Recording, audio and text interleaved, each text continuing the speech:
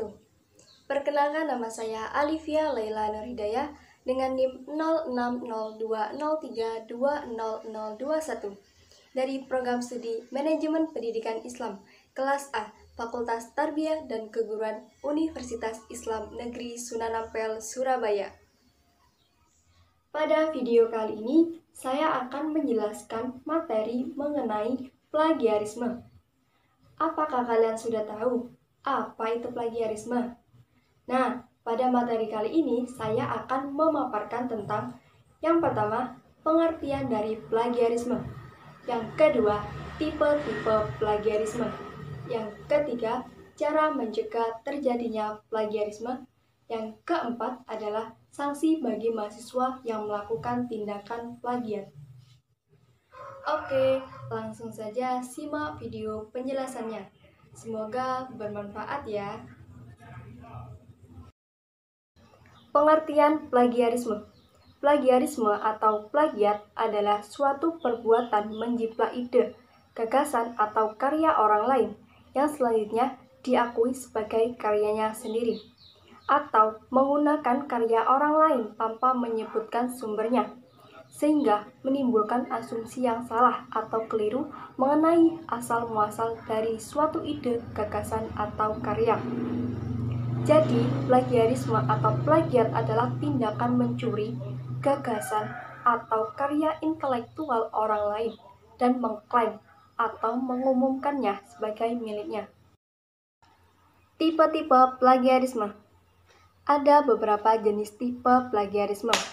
Antara lain, yang pertama, plagiarisme kata atau word of word plagiarism. Di sini penulis menggunakan kata-kata penulis lain secara persis tanpa menyebutkan sumbernya. Yang kedua, plagiarisme sumber atau plagiarisme of source.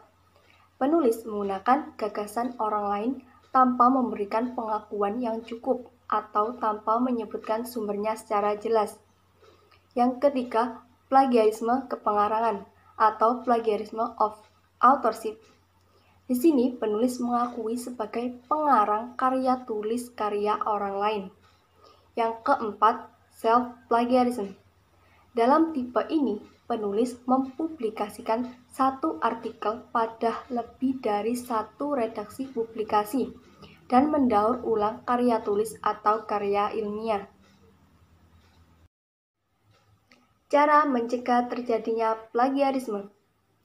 Yang pertama, yaitu sertakan sitasi. Sitasi adalah sebuah keharusan. Hal tersebut juga berlaku meskipun penulis tidak menggunakan kata-kata yang sama persis. Pernyataan sitasi di sini artinya penulis harus memberikan keterangan dari mana informasi yang ditulis itu didapat. Yang kedua, catat berbagai sumber daftar pustaka sejak awal. Daftar pustaka adalah salah satu kewajiban yang tidak boleh dilupakan ketika menulis karya tulis ilmiah.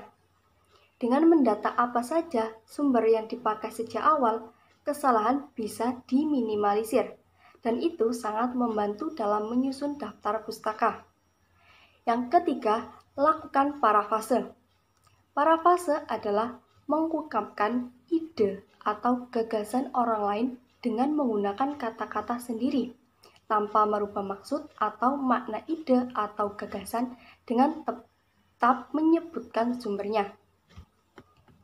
Yang keempat, lakukan interpretasi.